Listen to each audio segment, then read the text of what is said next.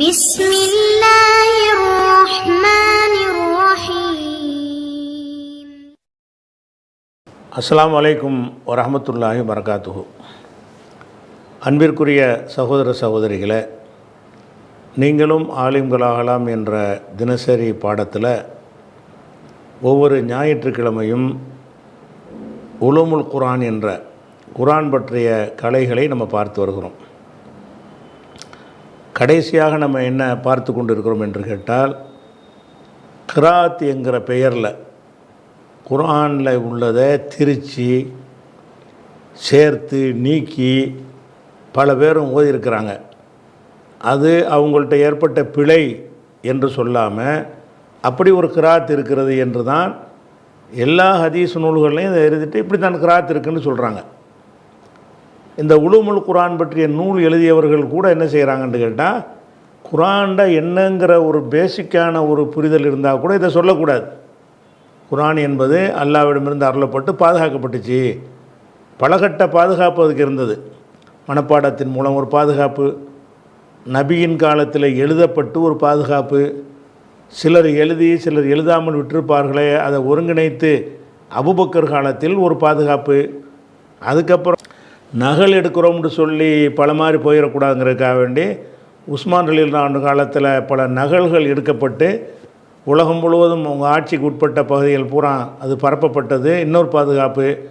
அப்போ இதுதான் குர்ஆன் என்று முடிவு செய்யப்பட்டதுக்கு பிறகு அதில் உள்ள தவறான கருத்துக்களை சில பேர் எழுதி வச்சுருந்தாங்கன்னா அதெல்லாம் களையெடுத்து முடிந்ததற்கு பிறகு அதுக்கு மாற்றமாக ஓதிப்பட்டு இது ஒரு கிராத்துனா என்னங்கிறேன். அப்படி ஓதினார்னா ஒரு மடமைன்னு சொல்லுங்கள், அந்தளவுக்கு சொல்ல முடியாமல் இருந்தால் மறதின்னு சொல்லுங்கள், ஒரு அறியாமையில் ஓதிட்டார்னு சொல்லுங்கள்.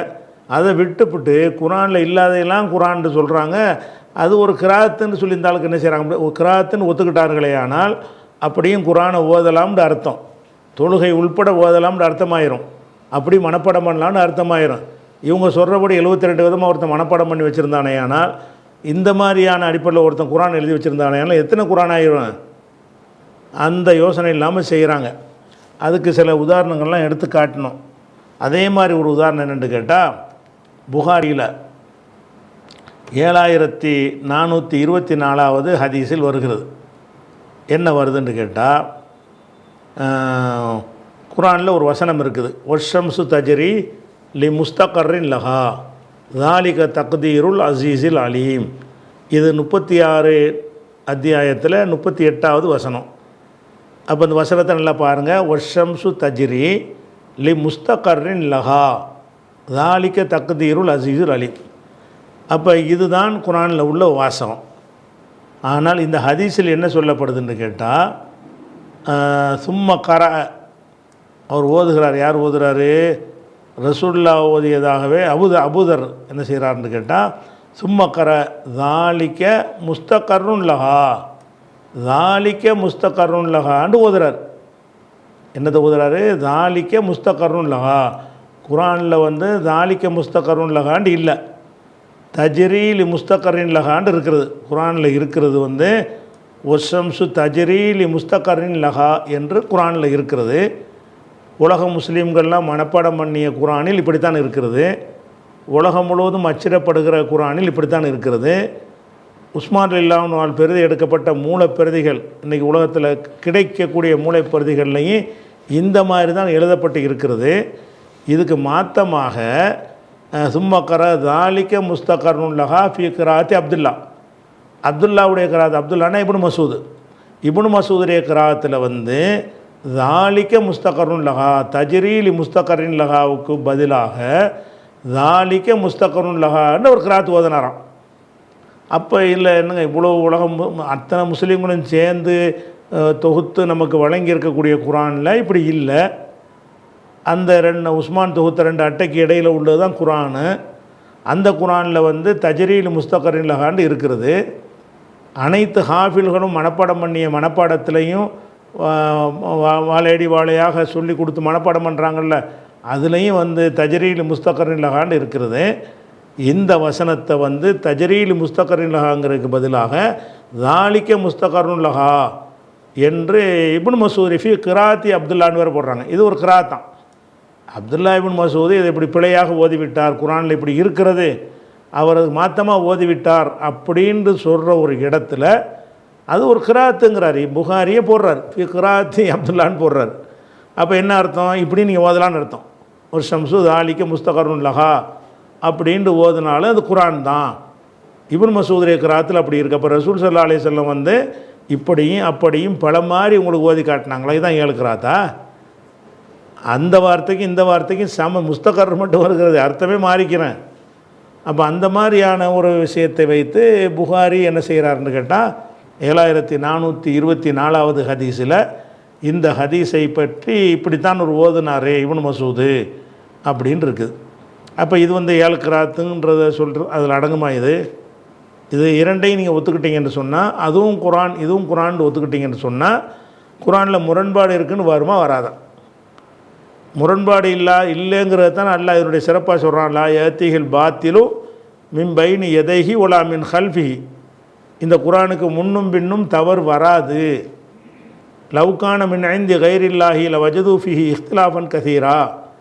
இந்த குரான் அல்லாஹ் அல்லாதவரிடமிருந்து வந்திருக்குமேயானால் இதில் முரண்பாடுகளை அவர்கள் பார்த்திருப்பார்கள், அதிக முரண்பாடுகளை பார்த்திருப்பார்கள். முரண்பாடு இல்லாமல் இருக்குது பாரு அப்படின்னு அல்லாஹ் சொல்லுகிறான். இன்னா நஹ்னு நஸ்ஸல்னா திக்ர வ இன்னா லஹு லஹாஃபிலூன். இந்த அறிவுரையை நாமே இறக்கினோம், நாமே பாதுகாப்போம் என்றும் சொல்லுகிறான். அப்படியான ஒரு பாதுகாப்பு பெற்ற கவசம் பெற்ற அல்லாஹ் வந்து தன் நேரடி பொறுப்பில் பாதுகாப்பதாக சொல்லுகிற குரானில் வந்து அதெல்லாம் பாதுகாப்புலாம் கிடையாதையா, இப்படியும் ஓதும் அப்படி எப்படி வேணாலும் ஓதுவோம்டா. என்ன இது இருக்கிறாத்தா? உலுமுல் குரான்ங்கிற பேரில் இதைத்தான் படித்து கொடுக்குறாங்க. உலுமுல் குரான்ங்கிற பேரில் 7 கிராத்துங்கிற ஒரு பாடத்தை போட்டு வாய்க்கு வந்ததையெல்லாம் குரான் என்று மனிதர்கள் என்ற முறையில் நானே ஒரு ஆயத்தை மனப்பாடம் பண்ணி தப்பாக ஓதிடுவேன். நீங்கள் என்னென்று விளங்கிக்கிறேன்னு யாவு குறைய ஓதிட்டார், சுட்டிக்காரனா மாற்றிக்கிடுவார் அப்படிங்கிற மாதிரி எடுத்துக்கிட்டு போயிடணுமே தவிர, குரானில் இன்னது தான் இருக்குன்னு தெரிஞ்ச பிறகு அதுக்கு மாற்றமாக எவர் சொன்னாலும் அதை ரிஜெக்ட் பண்ணணுமா இல்லையா? இது ஒரு கிராத் தான். இது எப்படி கிராத் ஆகும்? கிராத்துன்னு சொன்னாலேயே வட்டார வழக்கு தான் வழங்குதா, வேறு ஒரு அர்த்தமெல்லாம் கிடையாது. அதுக்கடுத்து வந்து நீங்கள் வந்து தப்பத் யதா அபீ லஹபின்ங்கிறது உங்கள் எல்லாருக்கும் தெரிஞ்ச ஒரு வசனம். தப்பத் யதா அபீ லஹபின்ட்டு இதில் வந்து தப்பத் யதா அபீ லஹபின் வ தப் அப்படி தானே மனப்பாடம் பண்ணியிருக்கிறீங்க. தப்பத் யதா அபீ லஹபின் ஒ தப்ப மா அக்னா அன்ஹு மாலுஹு ஒமா கசப். இப்படி தான் அந்த சேஸ்லானாரன் வருது தாத்தல் அப்படின்ட்டு. அப்போ இந்த தப்பத் யதாங்கிறத வந்து நீங்கள் உலகத்தில் உள்ள எல்லா முஸ்லீம் மனப்பாடம் பண்ணது உங்களுக்கு தெரிகிறது. உஸ்மானுடைய மூலப்பிரதியில் தப்பத் யதா அபீ லஹபின் ஒ தப்ப என்று தான் இருக்கிறது. அந்த மூலப்பிரதியை மையமாக வைத்து உலகம் முழுவதும் அச்சிடப்படுற குரானில் வந்து தப்பத் யதா அபீ லஹபின் ஒ தப்பு தான் இருக்கிறது. ஆனால் இங்கே என்ன வருதுன்னு கேட்டால், இது முஸ்லீமில் வரக்கூடிய அறிவிப்பு. முஸ்லீமில் வரக்கூடிய அறிவிப்பில் என்ன வருதுன்னு கேட்டால், தப்பத் யதா அபீ லஹபின் ஒ கது தப்ப. கது தப்ப, அந்த கது என்பது சேர்த்து தப்பத் யதா அபீ லஹபின் ஒ கது தப்ப இப்படிங்கிற மாதிரி என்ன செய்கிறாங்க, இப்படி போடுறாங்க. ஒ கது தப்பன்னு வருது. அப்போ தப்பத் யதா அபீ லஹபின், இந்த கது எங்கேருந்து நுழைஞ்சிச்சு? தப்பத் யதா அபீ லஹபின் வ தப்பு தானே. இது கிடையாது, குரானில் கிடையாது. எந்த ஒரு குரானுடைய பிரதியிலையும் கிடையாது, மூலப்பிரதியில் கிடையாது, மனப்பாடத்தில் கிடையாது. அப்போ உலகம் முழு அச்சிடப்படுற பிரதிகளில் கிடையாது. ஆனால் இதை சொல்லிவிட்டு கதா கர அல் ஆமஷு இதை சொல்லிவிட்டு இப்படி ஒருத்தர் தப்பாக ஓதிட்டார்னு சொல்ல மாட்டேங்கிறாங்க. கதா கர அல் ஆமஷ். ஆமஷ் இப்படி ஓதி இருக்கிறாரு. ஆமஷுங்கிறவர் ஒரு பெரிய அறிஞர். சரிங்களா? ஹதீஸ் கலையில் மற்ற எல்லாத்துலேயும் ரொம்ப ரொம்ப ஒரு புகழ்பெற்ற ரொம்ப பேணுதலான ஒரு நல்ல ஒரு அறிஞர். அவர் ஓதுனா அது கிராத் ஆயிரும்ல. அதான் கதா கர அல் ஆமஷ். ஆமஷ் இப்படி ஓதியிருக்கிறார். ஆமஷ் இப்படி ஓதியிருக்கிறாருங்கிற செய்தி உண்மையாக இருக்கலாம். ஆமஷ் வந்து அரபி மொழி வல்லுநராக இருக்கிறதுனால தப்ப என்பவரை கது தப்பன உறுதியாக இருக்குதுன்னு நினச்சி இந்த அரபி மொழி தெரிஞ்சவங்க என்ன செய்வாங்கன்னா, அவங்களுடைய புலமையை காட்டுற விதமாக வாய்க்கு வந்தெல்லாம் போட்டுக்குறாங்க. மனப்பாடம் சரியாக பண்ண வராது. அந்த மாதிரி செஞ்சிட்டாருன்னு சொன்னால் ஒரு பஞ்சாயத்தும் இல்லை. தப்பத் யதா அபீ லஹபின் ஒரு தப்பு தான் நமக்கு இருக்கிறது, நம்ம கையில் வச்சுக்கிற குரானில் தான் இருக்கிறது, மனப்பாடம் பண்ணல அதுதான் இருக்கிறது, மூலப்பிரிதில் தான் இருக்கிறது. அதனால் இந்த கது என்பதை அவர் தப்பாக சொல்லிட்டாரு என்றால் இது புரிந்து கொள்ளக்கூடிய சரியான முறை. முஸ்லீமில் வரட்டுமே, முஸ்லீமில் வந்திருக்கிறத ஒத்துக்குருவோம். இது ஆமஸ் சொன்னதாக தான் முஸ்லீமில் வருது. ஆமஸ் இப்படி ஓதிட்டாருன்னா பிழையாக ஓதிட்டாருன்னு சொல்லுவானே, எது கையில் ரெக்கார்டு இருக்கிறது. மூலப்பிரதி எந்த தாஸ்கனில் போய் இஸ்தாம்புலில் போய் மூலப்பிரதி நீங்கள் எடுக்கலாம், இந்த சூறாவை நீங்கள் எடுக்கலாம். வச்சு பார்த்தீங்கன்னா கது இல்லை. அவ்வளோ தூரம் உங்களுக்கு இல்லாட்டா கூட நீங்கள் வச்சிருக்கிற குரானில் எடுத்து என்ன செய்யலாம், Saudi print, Malaysia print, Pakistan print, India பிரிண்டுன்னு இருக்கிறது. அது எல்லாமே இங்கே கிடைக்கிறது. அந்த குரானை எடுத்து வைத்துக்கொண்டு இது எப்படி இருக்குதுன்னா தப்பாக தான் இருக்குது. அப்போ எழுதப்பட்டதுக்கு மாற்றமாக வந்து ஒருத்தர் ஓதிட்டார்னா என்ன அர்த்தம்? ஒருத்தர் ஓதுவதில் வந்து குரான் நிரூபணமாகுமா? குரான்ல முத்தவாத்தியர் ஒட்டுமொத்த உம்மத்தும் தலைமுறையாக அதை நம்ம கடத்தி தந்திருக்கிறாங்க. அப்படியான ஒரு விஷயத்தில் வந்துக்கிட்டு குரான்லாம் தொகுத்துலாம் இதெல்லாம் முடிக்கப்பட்ட முன்னாடி ஓதுனா கூட ஒரு மன்னிக்கப்பட்ட விஷயமாக எடுத்துகிட்டு போயிடலாம். உஸ்மான் காலத்தில் தொகுக்கிறதுக்கு முன்னாடி ரசூல்லா மூத்தா போன உடனே உட்காந்து தப்புன்னு ஒருத்தர் ஓதிட்டார்னு வைங்க, சரி அவருக்கு இந்த தொகுத்து அந்த ஃபில்டர் பண்ணி அந்த சரி பண்ணுற விஷயங்கள்லாம் இல்லாத காலம் தான் ஓதி இருக்கலாம்னு எடுத்துக்கலாம். இப்போ இப்படி ஓதலாமா அவருன்னு கேட்டான். குரான் வந்து தொகுத்து இதான் குரான்னு சொல்லி எல்லா சகாபாக்களும் ஏற்றுக்கிட்டாங்கல்ல. அனைவரும் கூடி செய்து சாபித்து போன்ற மேதைகளை வைத்து ஒவ்வொருத்தரையும் ஓதி காட்ட சொல்லி யாருமே கது தப்புன்னு ஓதலைன்னு தெரிஞ்சு தப்பை தான் எல்லோரும் ஓதிருக்கிறாங்கன்னு தெரிஞ்சு எழுதிட்டாங்கல்ல. அப்போலும் அங்கே போய் சொல்லியிருக்கானே கது தப்புன்னு அங்கே விட்டு ஓதனா நினைச்சிருப்பாங்க, கது எங்கேப்பா இருக்குன்னு அழிச்சு விட்டு போப்பான்னு சொல்லியிருப்பாங்க.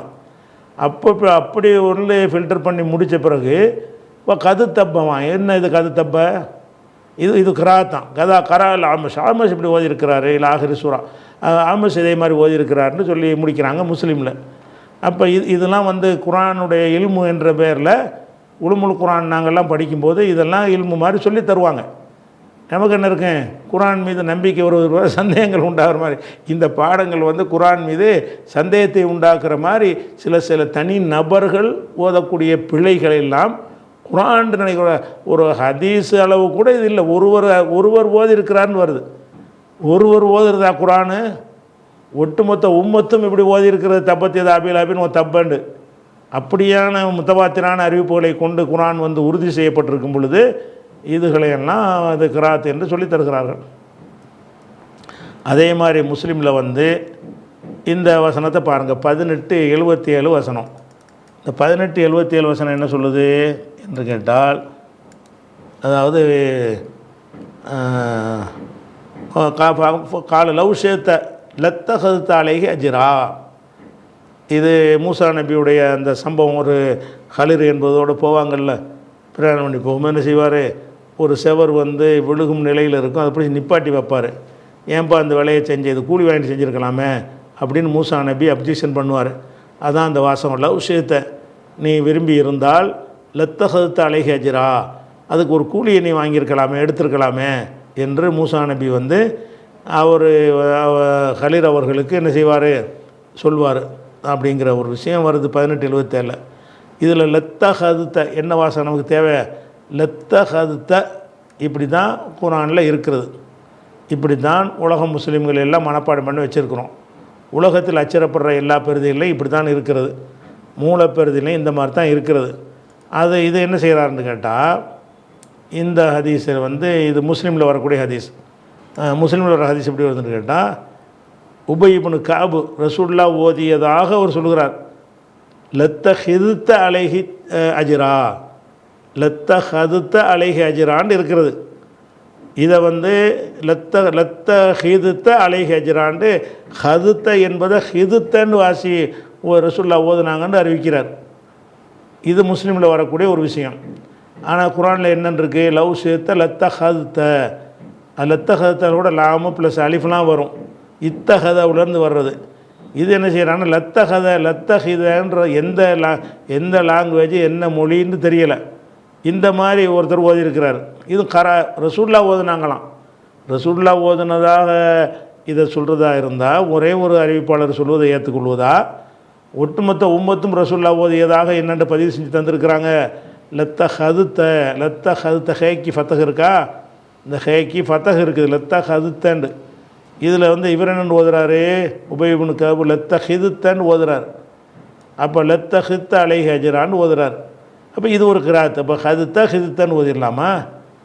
அந்த லாங்குவேஜிலேயே ரெண்டு விதமாக உச்சரிக்கலாம் என்று இருந்தால் கூட ஒரு கிராத்துன்னு ஒத்துக்கலாம். லத்தஹிதுத்தன்னு வராது, எந்த ஒரு கிராமர்லேயும் வராது.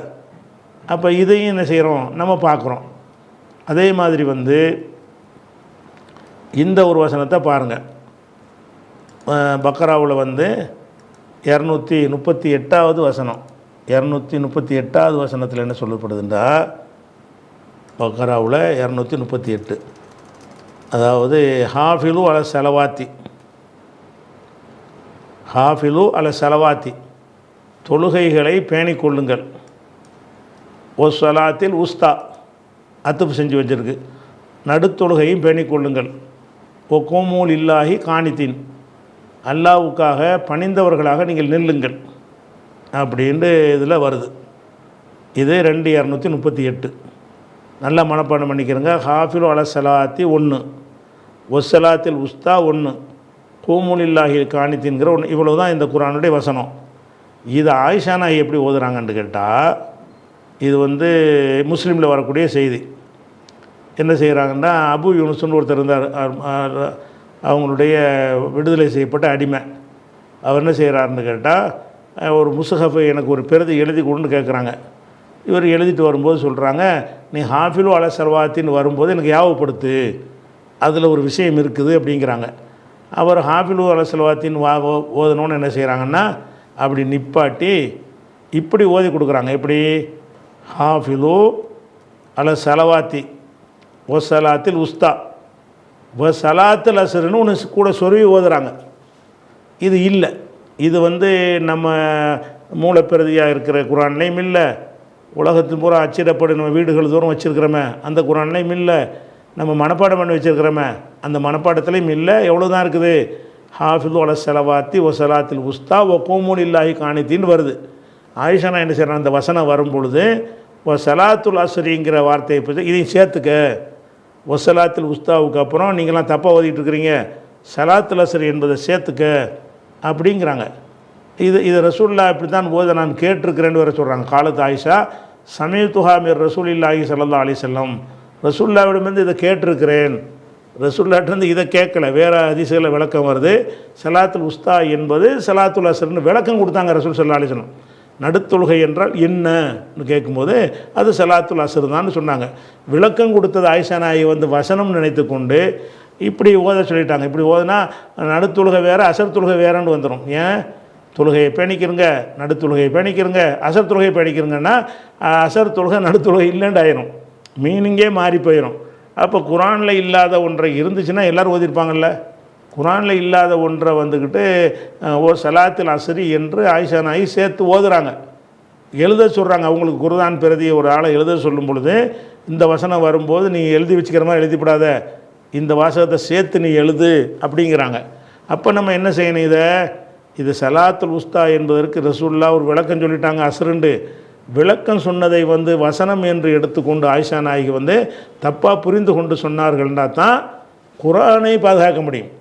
நீங்கள் ஆயிஷா நாயுடைய அறிவை பாதுகாக்கிறங்கிற பேரில் குர்ஆனில் வந்து என்ன வேண்டாலும் செய்யலாம். உம்மத்து உஸ்மானுடைய தொகுத்த குர்ஆனில் சலாத் ரசர் விட்டாங்களா? அப்போ ஜெயித் இப்னு சாபித் ஒருத்தரையா ஓத சொன்னார், யாராச்சும் ஒரு ஆள் சலாத் ரசர்னு ஓதி இருந்தாருன்னா அதை செக் பண்ணி அவர் சேர்த்துருப்பார். அப்படி இருக்குமையானால் அதுக்குரிய சபையிலும் கொண்டு வைக்கணும். குர்ஆன் அனைவரும் சரியாக மனப்பாடம் பண்ணியிருக்கிறார்களா, அனைவரும் சரியாக எழுதியிருக்கிறார்களா என்பதை சோதிக்க சபை ஏற்படுத்தப்பட்டிருக்கிறது. அந்த சபைக்கு ஒரு பெரிய மேதையை ஜெயித் இப்னு சாபித்தை ஒரு தலைவராக ஆக்கப்பட்டிருக்கிறது. ஒரு ஹலீஃபாவுடைய உத்தரவின் கீழ் அது இயங்குகிறது. அந்த அபூபக்கருங்கிற ஹலீஃபா உஸ்மான்கிற ஹலீஃபாவின் கீழே இயங்குகிறது. அங்கே ஒருத்தரையாக கேட்கும் பொழுது யாராச்சும் சலாத்துல் அஸ்ர்னு சொல்லியிருந்தாங்கன்னா அதை செக் பண்ணி சேர்த்துருப்பாங்களே. யாருடைய இதுலேயும் சலாத்துல் அஸ்ர் இல்லையே, இவங்களுக்கு மட்டும் எப்படி சலாத்துல் அஸ்ர் வரும்? அப்போ இதை கேட்டோம்னா இது ஆயிஷா நாயுடைய கிராத்து, அப்படி இப்படி ஓதுனா கூட தொழுகை செல்லும்பாங்க. ஏன்னா ரசூலுல்லாஹ்ட்ட கேட்டேங்கிறாங்கல்ல. ஒரு ஆள் சொல்வது வந்து குர்ஆன் ஆயிருமா? ஒட்டுமொத்த உம்மத்தும் சொல்வது குர்ஆன் ஆகுமா? அப்போ ஹதீஸ் மாதிரி கிடையாது. குர்ஆன் ஒருத்தர் அறிவிப்பாளர் சொல்லிட்டாருன்னா ஏற்றுக்கிட்டு போகிறதுக்கு. குர்ஆன் சொல்வதற்குரிய விஷயம் என்னது, அனைவரும் சொல்லியிருக்கணும் அப்படிங்கிற ஒரு விஷயத்துக்கு மாற்றமாக இது இருக்குது. அதே மாதிரி வந்து நீங்கள் யாசின் சூறாவில் நீங்கள் என்ன செய்கிறீங்க பார்த்துருப்பீங்க. யாசின் சூறாவில் என்ன வரும், ஃபமின்ஹா ரகூபுஹும் ஒ மின்ஹா யஅகுலூன். யாசின் சூறாவில் அந்த கால்நடைகள்லாம் உங்களுக்கு படைச்சோன்னு சொல்கிறான்ல, இப்போ மின்ஹா ரக்கூபுகும், அதில் ஏறி செல்லுதலும் இருக்கிறது. ஓ மின்ஹா யாக்குலூன், அதில் நீங்கள் சாப்பிடவும் செய்றீங்க. கால்நடைகளில் மாட்டில் ஏறியும் போகிறீங்க, அறுத்தும் சாப்பிட்றீங்க. ஒட்டகத்தில் ஏறி செல்கிறீர்கள், அதை சாப்பிடுகிறீர்கள். இப்படி 2 பயன் உங்களுக்கு இருக்கிறது என்று குரானில் எல்லாம் சொல்கிறான். நம்ம மனப்பாடம் பண்ண குரான்லாம் எப்படி இருக்குது? இப்போ மின்ஹா ரக்கூபுகும் ஒ மின்ஹா யாக்குலூன், ரக்கூபுங்கிற வார்த்தை தான் இருக்கிறது. இவங்க ஆயிஷா நாய் என்னென்னு ஓதுறாங்களா? உருவா சொல்கிறாரு, ஆயிஷா நாய் ஒரு முஸ்ஹப் வச்சுருந்தாங்க, அவங்க ஒரு குரான் பிரதி எழுதி வச்சுருந்தாங்க. அந்த குரானில் நான் பார்த்தேன், அதில் எப்படி இருக்குன்னு கேட்டால் ஃபெமின்ஹா ரக்கூபத்துகும், ஃபெமின்ஹா ருக்கூபுகும் என்று குரானில் இருக்கிறது. ஆனால் உருவா சொல்கிறாரு, நான் ஆயிஷா நாயுடைய குரானில் வந்து நான் பார்த்தேன். என்ன பார்த்தேன்? இப்போ மின்ஹா ரக்கூபத்துக்கும் எழுதி வச்சுருந்தாங்க. இப்போ மின்ஹா யாக்குரூன், மின்ஹா யாக்குரூன்லாம் இருக்கிறது. இப்போ மின்ஹா ருக்கூபுகும் என்கிற ஒரு வார்த்தைக்கு பதிலாக ரக்கூபத்துகும் என்ற வார்த்தையை போட்டிருக்கிறாங்க. அப்போ இது என்ன செய்ய, ரக்கூபுன்னு எழுதுகிற போது பிழையாக அந்த தேயை சொருவியிருப்பாங்க. ஒரு தே கூட இருக்குது, ரக்கூபத்துன்று தேயை போட்டிருக்கிறாங்க, அந்த தேயை பிழையாக சொருவியிருப்பாங்க என்று சொன்னால் அது பிரச்சனை முடிஞ்சு போச்சு. அது கிராத்து முசஃபுடைய ஆயிஷாவுடைய முசஃபு அப்படின்னு சொல்லி இந்த மாதிரி அச்சிட்டு வெளியிட்டிங்கன்னா இதையும் அதையும் எடுத்து வச்சுக்கிட்டு உங்கள்கிட்ட கேள்வி கேட்டால் என்ன பதில் சொல்லுவீங்க? ருக்கூபுகும்னு இறங்குனுச்சா ரக்கூபத்துகும்னு இறங்குனுச்சான்னு கேட்க மாட்டானா? நம்ம அறிவு தான் ஏற்றுக்கிறது. அல்லாஹ் பாதுகாக்கிறேன்னு சொல்கிறது இவ்வளவு பலவீனமாக இருக்குமா? நீங்கள் நான் பாதுகாத்தா கூட ஓட்டை விட்டுருவோம். படைத்த இறைவன் பாதுகாக்கிற விஷயத்தில் இவ்வளோ ஓட்டம் இருக்குமா? என்ன வேண்டாலும் சேர்க்கலாம், இஷ்டத்துக்கு மாற்றலாம், இப்படி இருக்க மாட்டேன். அவ்வளோ பாதுகாப்பு ஏற்பாடுகள் எல்லாம் பண்ணி வச்சுருக்கிறான். அப்போ இது வந்து முஸ்னது இஸ்ஹாக் இப்னு ராகவைஹி, இஸ்ஹாக் இப்னு ராகவைஹி எழுதிய முஸ்னதுங்கிற ஹதீஸ் கிதாபில் வந்து என்ன செய்கிறது, இந்த மாதிரி எழுதி வச்சுக்கிறாங்க. அதே மாதிரி வந்து இன்னொரு வசனம் இருக்குது. என்ன இருக்குன்னு கேட்டால் இந்த வசனம் தெரிஞ்ச வசனம் தான். இது 33வது சூறாவில் 56, 57 வசனத்தை எடுத்துக்கிட்டிங்கன்னா அதில் இன்னொரு இன்னல்லாஹு மலாயிகத்தஹு யுஸல்லூன அலன் நபி யா அய்யுஹல்லதீன ஆமனு ஸல்லு அலைஹி வ ஸல்லிமு தஸ்லீமா. தஸ்லீமாவோட இந்த வசனம் முடிஞ்சிருது. அதுக்கடுத்து இன்னல்லதீனன்னு வேறு ஒன்று ஆரம்பிக்குது. இந்த இன்னல்லதீனவுக்கும் தஸ்லீமாவுக்கும் நடுவில் ஒரு வார்த்தையை சேர்க்கப்பட்டிருக்கிறது. சிலர் சேர்த்து ஓதியிருக்கிறாங்க. அதாவது யா அய்யுஹல்லதீன ஆமனு ஸல்லு அலைஹி வ ஸல்லிமு தஸ்லீமா, இன்னல்லதீனன்னு வந்துடணும். அதுதான் எழுதப்பட்ட குரானில் இருக்கிறது. மனனம் செய்த குரானில் அப்படித்தான் இருக்கிறது. மூலப்பிரதியில் அப்படித்தான் இருக்கிறது. ஆனால் இந்த தஸ்லீமாவுக்கு அடுத்து என்ன செய்கிறாங்கன்னு கேட்டால் அதில் ஒரு வசனத்தை சேர்க்குறாங்க. என்ன வசனம்? ஆயிஷாவுடைய முஸ்ஹஃபில் இப்படி இருக்குதான். என்ன இருக்குதான்? அதாவது பாருங்கள், ஆயிஷா முஸ்ஹஃப் என்னன்னு கேட்டால் யா அய்யுஹல்லதீன ஆமனு ஸல்லு அலைஹி வ ஸல்லிமு தஸ்லீமா இருக்குல்ல, அதை பெருசாக்கி காட்டுறேன். பெருசாக்குனா உங்களுக்கு வாசிக்க ஈஸியாக இருக்கும். இதில் இருக்குது யா அய்யுஹல்லதீன ஆமனு ஸல்லு அலைஹி ஸல்லிமு தஸ்லீமா வரைக்கும் ஓகே. அதுக்கு அடுத்து இந்த சிவப்பு கலரில் நான் காட்டியிருக்கிற இந்த வாசகம் ஆயிஷா நாயி குரானில் வந்து கூடுதலாக எழுதி வச்சுருக்கிறாங்க. இதுவும் குரான், அவங்க ஒரு முஸ்ஹஃப்னு வச்சுருக்கிறாங்க. அந்த முஸ்ஹஃபில் இந்த மாதிரி இருந்தது. என்ன மாதிரி இருந்தது? ஸல்லு அலைஹி வ ஸல்லிமு தஸ்லீமா வ அலல்லதீன யஸிலூன ஸுஃபுஃபல் ஊலா. யார் முதல் சஃபை சென்று தொழுகையில் ஃபஸ்ட்டு சஃப் இருக்குல்ல, அந்த சஃபை யார் சேர்கிறார்களோ அவர்களுக்கும் இறைவா அருள் புரிவாயாக. ரசூலுல்லாவுக்கு செலவாத்து சொல்லக்கூடிய ஒரு வசனம் இது. இதில் முதல் சஃபுக்கு வர்றவங்களுக்கு ரோடு ஒன்றும் கிடையாது. சரி, அல்லாஹ் சொல்லிட்டா அப்படி ஏற்றுட்டு போனாங்கிற விஷயம் வேறு. அல்லாஹ் இவ்வளோ தான் சொல்லியிருக்கான், யா அய்யுஹல்லதீன ஆமனு நம்பிக்கை கொண்ட மக்களே ஸல்லு அலைஹி வ ஸல்லிமு தஸ்லீமா வரைக்கும் தான் அல்லாஹ் சொல்லியிருக்கிறான். அல்லாஹ் சொல்லியிருக்கிறான்னா அப்படி தான் உஸ்மான் பிரதியில் இருக்கிறது. அப்படி தான் மனப்பாடம் பண்ணியிருக்கிறோம். அப்படி தான் எல்லா பிரதியிலும் அச்சிடப்படுற பிரதிகளில் தொன்று தொட்டு காலங்காலமாக அச்சிடப்படுற பிரதிகளில் இருக்கிறது. ஆனால் இதில் என்ன இருக்கிறது? தஸ்லீமாவுக்கு அப்புறம் இந்த வாசகம் சொருவப்பட்டிருக்கிறது. இப்போ அலல்லதீன யஸிலூன ஸுஃபுஃபல் ஊலா, முதல் வரிசைகளில் யார் சேர்கிறார்களோ அவர்கள் மீதும் நீங்கள் செலவாத்து சொல்லுங்கள். ரசூலுல்லாவுக்கும் செலவாத்து சொல்லணுமா? முதல் வரிசையில் சேரு எனக்கே நீங்கள் செலவாத்து சொல்லியிருக்கிறீங்களா? இது அல்லாஹ்வுடைய கட்டளையாக இருந்தால் அப்படி நம்ம அல்லாஹும்ம ஸல்லி அலா முஹம்மதின் வ அலா ஆலி முஹம்மது என்று ரசூலுல்லாவுக்கு செலவாத்து சொல்கிறோம். அந்த செலவாத்தில் இது சேர்ந்துருக்குதா? முதல் வரிசையில் வரக்கூடியவர்கள்ண்டு இல்லை, அப்படி அல்லாஹ்வுடைய கட்டளையாக இருந்தால் செயல்படுத்தணும்ல. அப்படி ஒன்றுமே இல்லை. இவங்களாம் நினச்சிக்கிட்டு என்ன செய்கிறாங்க, இவங்க நல்லா தெரியுது இது வந்து சொருவப்பட்டு இருக்கிறது. இது எங்கே இருக்குதான், காலத்து கபுல் ஐயுகர் உஸ்மானுல் மசாஹிப், உஸ்மான் முஸ்ஹஃப்களை வந்து மாற்றுவதற்கு முன்னாடி இப்படி இருந்தது அப்படின்னு சொல்லிவிட்டு ஆயிஷா நாய் சொல்கிறாங்களாம். உஸ்மானை மாற்றுறதுக்கு முன்னாடி இப்படி தான் இருந்துச்சு, அவர் மாற்றிவிட்டார், இதுதான் கரெக்டுன்னு ஆயிஷா நாய் வாதம் பண்ணுறாங்களாம். அப்போ உஸ்மான் மட்டுமா இதை செஞ்சார்? இவங்க போய் ஸைத் இப்னு சாபித்திட்ட போய் சப்மிட் பண்ணாங்களா? இதை அந்த குழுவில் போய் இப்படி இருக்குது, ஏன் அதை விட்டுட்டீங்கன்னு கேட்டாங்களா? நல்ல தெரிஞ்சவங்களாம் வந்து தானே அவர் கூப்பிட்டாரு. யாரெல்லாம் வந்துட்டு வேறு மாதிரி வச்சுக்கிறீங்களோ அதெல்லாம் கொண்டு வாங்கன்னு சொன்னார்ல. உங்கள் முசஃப் எடுத்துகிட்டு போய் அங்கே போய் கொடுக்க வேண்டியது தானே. அப்போ குரானுடைய நம்பகத்தன்மையை கேலி கூத்தாக்குறது தான் கிராத். 7 கிராத் என்னென்னு கேட்டால் குரானுடைய நம்பகத்தன்மை வந்து அது ஒன்றும் கிடையாது அப்படின்னு ஆக்குறது தான் ஒரு விஷயம். இது ஒரு விஷயமாச்சா? இது போக இதெல்லாம் என்னென்னு கேட்டால் உங்களுக்கு எடுத்துக்காட்டுகள் தான் நான் சொல்லியிருக்கிறேன். அதாவது குரானுடைய இதில் வந்து குரானில் ஒன்று இருக்க இவங்க வந்து அதை வேறு மாதிரி ஓதுறாங்க, சேர்க்குறாங்க, நீக்குறாங்க, மாற்றுறாங்க. இது வந்து குரானுடைய பாதுகாப்பை வந்து சந்தேகத்துக்குரியது ஆக்குது.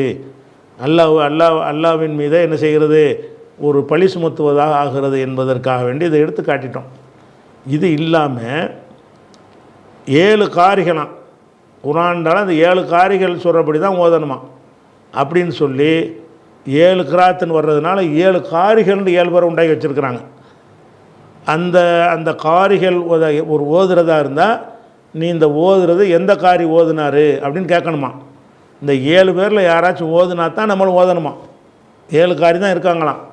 சில பேர் 10 காரிங்கிறாங்க. அப்போ 7 காரிகள்ங்கிறாங்களே, இந்த 7 காரிகள்ண்டா என்ன? சபா கிராத்துங்கிறாங்கல்ல, அதுக்கு என்ன செய்கிறாங்கன்னா 7 நபர்களை வந்து மென்ஷன் பண்ணுறாங்க. இந்த நபர் குரான் ஓதுறதுல இவர் ஒரு முக்கியமான ஒரு ஆள், இவர் என்ன மாதிரி ஓதுறாரோ அதையெல்லாம் நம்ம குரான் ஒத்துக்கிறலாம். இன்னும் ஒருத்தர் இப்படி ஒரு ஆள், இவர் என்ன மாதிரி ஓதுறாரோ அதையெல்லாம் நம்ம ஏற்றுக்கிறலாம் அப்படின்னு குரான் என்று ஒன்றை சொல்வதாக இருந்தால் அதுக்கு ஆதாரமாக எதை காட்டணுமா? இந்த 7 பேரில் ஒரு ஆளை காட்டணும். 7 பேரில் ஒரு ஆள் ஒன்றோட ஒன்று ஓதி இருந்தாலும் அது குரான் ஆயிரும். ஏன்டா அந்த 7 பேரை கொண்டே காட்டணும்? உஸ்மான் தொகுத்த பெருது இருக்குது, அது பத்தாது அவங்களுக்கு. அப்புறம் இந்த 7 பேருக்கு என்ன ரோலு? உஸ்மான் ரலியல்லாஹு தொகுத்து பிரதி எடுத்தது இன்றைக்கி பாதுகாக்கப்பட்டு இருக்கிறது, மனப்பாடம் பண்ணி நம்ம வச்சுருக்குறோம். அப்புறம் அதன்படி ஓதுன்னு சொல்கிறத விட்டுவிட்டு நம்ம குரானில் ஒன்று ஓதுறதா இருந்தால் 7 காரி சொன்னாங்களான்னு பார்க்கணுமா. அந்த 7 காரியில் யாராவது ஒருத்தர் ஓதியிருந்தார்னு சொன்னால் அது குரானுடைய கிராத்தில் 1. அப்படி 7 காரின்னு சொல்லி என்னென்ன கூத்து பண்ணாங்கன்னு அந்த 7 காரிகள் பண்ணதை நான் பிறகு விளக்குறேன். இந்த 7 காரின்னா யார் அப்படின்னு பார்த்தீங்கன்னா, ஒன்றாவது வந்து நாஃபி என்று ஒரு ஆள், அதாவது அபு அப்துர் ரஹ்மான், நாஃபி இப்னு அப்துர் ரஹ்மான் இப்னு அபு நுஐம், இவர் ஒரு காரி. குர்ஆனில் உள்ளதுன்னு நீங்கள் சொல்வதாக இருந்தால் இவர் ஓதியிருக்கிறாரன்னு பார்க்கணுமா. இந்த 7 பேர் தானே அது குர்ஆனுக்கு வந்து பெரிய அத்தாரிட்டி. இந்த 7 பேர் தானே, இந்த 7 பேரும் ஓதுனது எல்லாமே குர்ஆன் தானே. 7 பேரும் என்ன மாதிரி ஓதியிருக்கிறாங்க? வாய்க்கு வந்த மணிலாம் ஓதியிருக்கிறாங்க.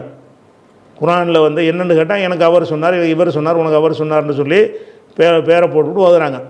இதில் ஒரு ஆள் யாருன்னு கேட்டால் நாஃபியுடைய கிராத்துன்னு போடுவாங்க. போட்டிங்கன்னா நாஃபியுடைய கிராத்து படி இப்படி என்று போட்டாங்கன்னு சொன்னால் அதையும் நம்ம ஓதிக்கொள்ளலாம். இந்த சுன்னத்து ஜமாத்து உலமாக்கள்னு சொல்கிறவங்க, இந்த சலஃபின்னு சொல்லக்கூடிய உலமாக்கள், உலூமுல் குர்ஆனை வந்து படித்து கொடுக்கக்கூடிய உலமாக்கள் எல்லாரும் என்ன சொல்கிறாங்கன்னு கேட்டால் 7 காரி இருக்குது. இந்த 7 எதுக்கு 7ன்னு? ஒரு காரி தான் இருக்குது. உஸ்மானுடைய பிரதி நமக்கு இருக்குது, அது ஒரு காரி போதுமா நமக்கு?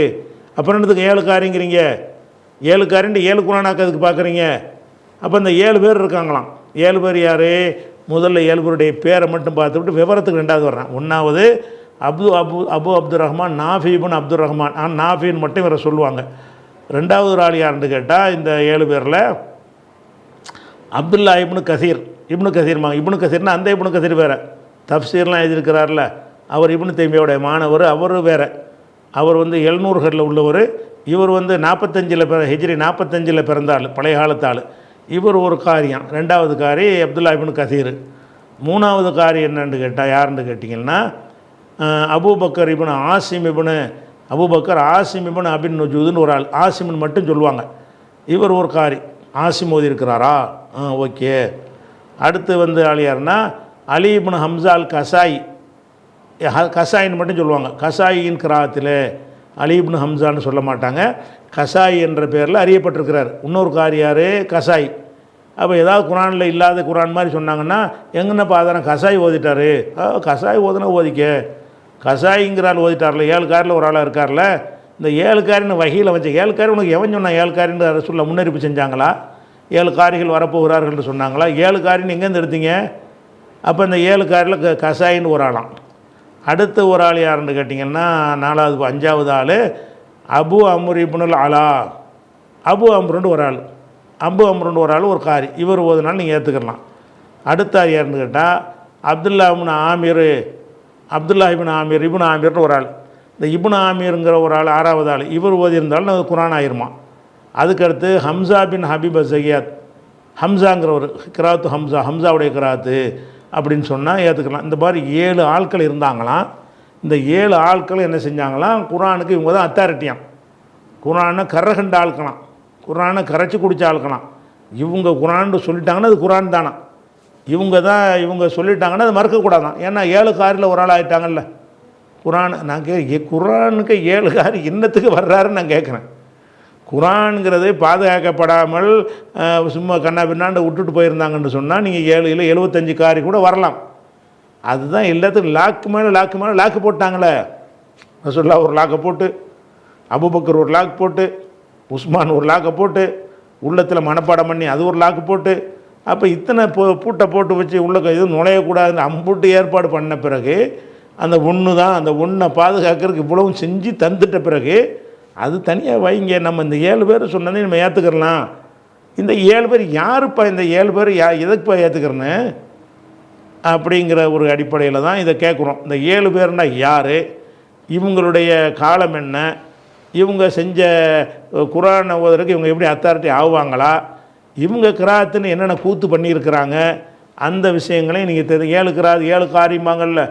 நீங்கள் குரானை எடுத்து பார்த்தா கூட அச்சிடுற குரானில் சைடில் என்ன பண்ணியிருப்பாங்கன்னா நாஃபி ஹம்சான்லாம் போட்டிருப்பாங்க.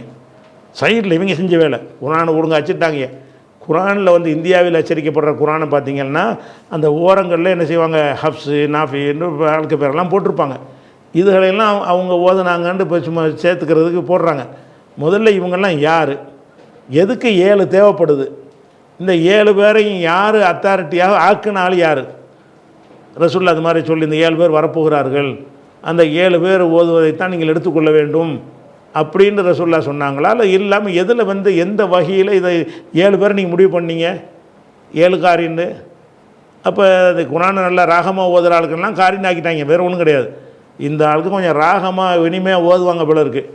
ஓதுவாங்கன்னொன்னே அவர் ஓதுறது கரெக்டாக தான் இருக்கும், இவர் ஓதுனா கரெக்டாக இருக்கும். 2 வித்தியாசமாக இருந்தாலும் பரவாயில்லை, அது அவருக்கு ராத்து இது இவருக்கு ராத்து, 2 குரான் தான்னு சொல்லி ஆக்கி வச்சு விட்டாங்க.